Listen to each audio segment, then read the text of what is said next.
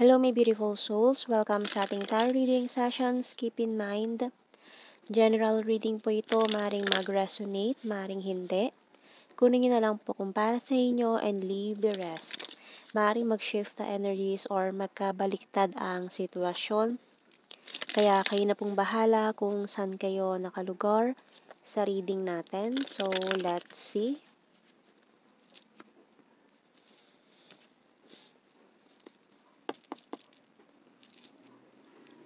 So, we have here the Page of Pentacles and the Empress. Oh.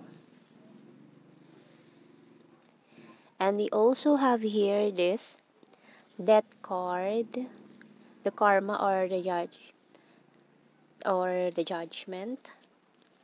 We also have here Queen of Pentacles and the Six of Cups. High Priestess and the Eight of Wands. Wow. Bottom card natin is this Knight of Wands. Okay, so may action na rito, mangyayari, magaganap, or this person na mabilis ang energy nitong taon to. Maring from the past na rin to. Pwedeng naging kayo, pwedeng hindi. Pwedeng naging kausap mo na to dati. Nagkaroon na kayo ng talking stage. And then parang nawala na ng ghost, hindi na kayo nag-usap. And then ngayon, biglang out of the blue, bigla siyang magme-message sa'yo, mag-chat, ganyan. So, this person is missing you actually, no? Maaaring bigla kanyang naalala, may mga bagay na nakapagpaalala sa kanya tungkol sa'yo, kaya bigla kanyang na message, kinamusta. So, may mga specific signs tayo ng Libra, Scorpio, and Pisces. Okay? So, tingnan natin anong message ng Archangel natin dito. So, maaaring strong fire sign din itong taong ito. Tingnan natin.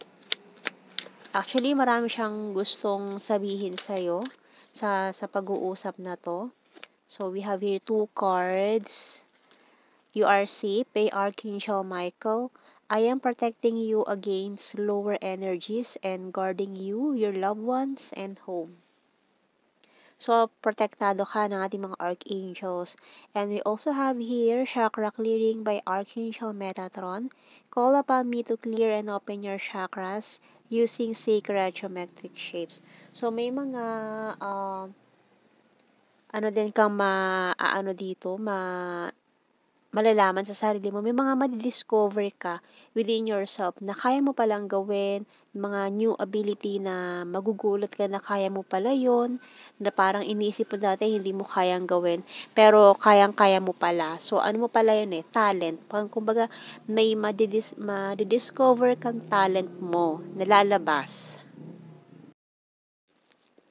So, tingnan natin sa ating mga signs and symbol cards about this person, more about this person. Itong taong to, gusto din niya mag-offer ng maring commitment, ayan, and stability, mga ganyan.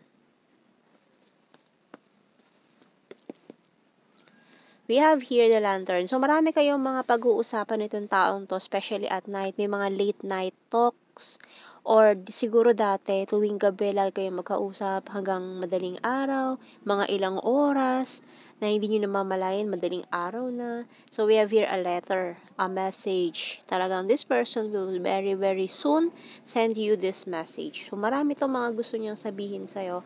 So, feeling niya kasi, soulmates kayo. Ayan, with this 3 lalo, ayan.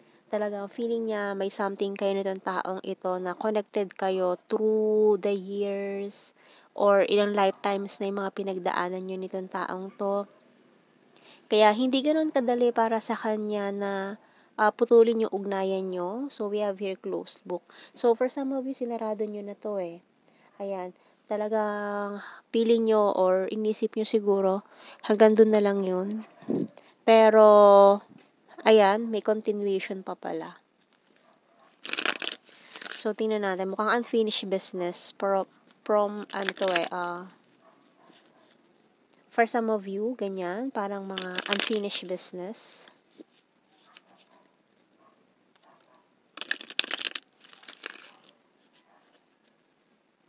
Yung ang tagal niyo na rin sigurong hindi nag-usap pero magtatagpo pa pala kayong dalawa. So, it hurts so badly. So, yung separation niyo nitong taong 'to masyadong painful for the both of you. Para kayong nawalan ng parang half of your life nawala nung nagkaroon kayo ng separation. Guarded and wounded. Ito yung isa sa mga humadlang sa kanya to reach out. Pride and ego. Moving forward. Can you forgive me? So, ayan. So, kung ginost ka niya, this person will ask for your forgiveness. Sorry sa mga nangyari, sa mga nagawa niya, yung mga ganyan. Marami siyang gustong sabihin sa'yo, ipaliwanag na rin siguro yung mga nangyari. Bakit siya nawala? Bakit siya ng ghost? Hindi na lang siya nakipag-usap? Bakit biglang naputol yung connection nyo? So, you're so sexy, feeling left out in the cold. So, ayan o, may nang ghost energy dito. Bigla na lang kayo hindi nag-usap, ganun na lang, tapos wala na. And then, I'm honest to you. Bottom card, I'm stubborn but practical. Ayan, so medyo moist yung mga cards natin dito kasi malamig ang panahon. Ayan, nagmo-moist sila, malamig yung mga cards. So, tingnan natin. More messages about this person.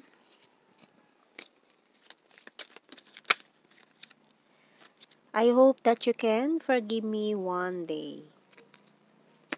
I hide behind material things and I feel you even though we are apart. So, alam mo yung kahit wala kayong communication, malayo kayo sa isa't isa, maaaring long distance na rin to. Ayan. So, feel na rin niya yung presence mo. Alam mo yung kahit saan siya magpunta, maaaring nakikita niya yung imahe mo or gusto niya, parang iniisip niya na sana makita ka niya in this specific place na pinupuntahan niya, mga ganyan. So, hinahanap niya yung mukha mo kahit saan siya magpunta, ganyan. I left you before you could leave me. Sometimes I stay awake thinking about you. I wish I could share my good news with you. So, yung marami siyang gustong sabihin sa'yo, i-share sa'yo. I regret lying to you and I want you. Bottom card, I will wait for a sign from you. So, maaaring naghihintay din siya ng sign. Maaaring sa panaginip niya naghihintay siya ng sign from you, mga ganyan. Or lagi ka pa rin niya napapanaginipan. Or both kayo lagi niyo pa rin napapanaginipan ang isa't isa. So, kuha tayo ng initial natin dito. Letter F. J-E.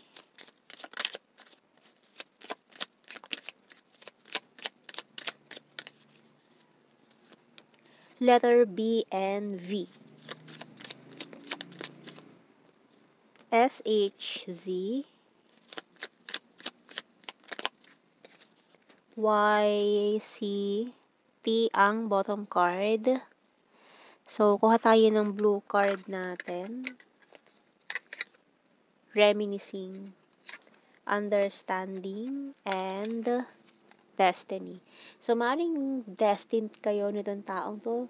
Destined to be together. So, reminiscing. So, talagang binabalikan niya yung mga nangyari before, yung mga pinag-usapan nyo or maaaring binabasa niya yung mga messages na yon na pinag-usapan nyo before, kung saan ba kayo natapos nag-usap, ganyan, asa na ba tayo, ano ba yung huling pinag-usapan natin, yung mga ganyan. So, gusto niya kasing ibalik or pag-usap kayo ulit nitong taong to. And tingnan natin sa general signs and the messages natin.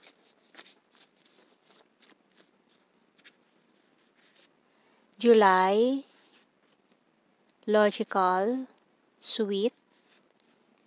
Number 1, intelligent. So, mga keywords na lang to ha. Funny. From Mindanao. Number 5, North PH. Cute and chubby. Gorgeous. Travel. So, kung long distance kayo, magta-travel yan para lang makita ka, makausap ka. Ayan. And low. Very lucky. Very loyal. May.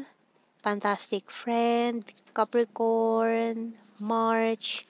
One is fire sign, Aries, Leo, Sagittarius, and karmic relationship. So, for some of you, mukhang nagkaroon siya ng karmic partner, karmic relationship. Kaya siguro bigla na lang siya nawalang parang bula. Ayan, pero ngayon, babalik kaya makikipag-usap yan ulit sa'yo. Marami siyang gustong sabihin, ipaliwanag, i-share sa'yo. And marami din siyang gustong puntahan na kasama ka or together. Ayan. Marami siyang gustong puntahan na kasama ka, ayan. Travel with you. So, yan ating reading, my beautiful souls. Thank you for watching. Take care and God bless. See you in our next reading, guys. Bye-bye.